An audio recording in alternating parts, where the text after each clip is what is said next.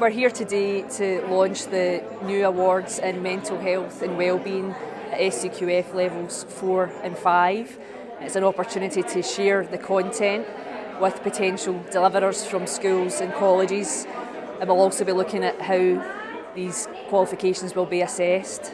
The primary purpose of these awards is to really try and reduce the stigma that surrounds mental health, to open up the conversation for children and young people, to let them understand what impacts on their mental health, both positively and negatively, what influences that, whether it be social media or any sort of cultural factors.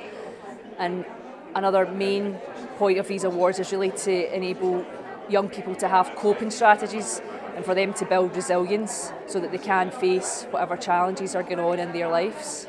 I am Principal Assessor for Higher RMPS, and obviously I work very closely with Elaine, and Elaine had kind of mentioned about this new awards being designed, and I thought, oh, that's something I would quite like.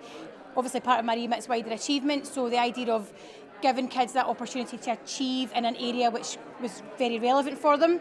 I then brought the ideas to Nikki, and Nikki and I just kind of planned it from the beginning and worked out how we would deliver it and how we would deliver it through PSHE and deliver it through kind of wider achievement programme that I have as well. And as a school we were already doing a lot which would tie into the award, so it was a case of looking at what we do in S1 to S6 through PSHE curriculum and work with our wider partners and tie it into the outcomes so that the young people were achieving the award. It's way beyond time that we did, really. You know, it's so prevalent and it's an ever-growing problem, you know, that suicide rates are increasing, mental health is increasing, it touches all of our lives. We all know someone or have experienced it ourselves, I certainly have. And so I think it's kind of, we all have a duty of care to each other to kind of stand up and be counted. And if this can make a difference to like our children, then it's going to be our children's children and so on, and generally society. So yeah, I just think it potentially it can revolutionise Scotland, I think. I think it's brilliant. It's the way forward for the 21st century and kind of education, really. The awards have just been launched today, however we already have many centres across Scotland delivering the qualifications. We've been lucky enough to be joined by Whitehill Secondary School today, who are a high school in the East End of Glasgow.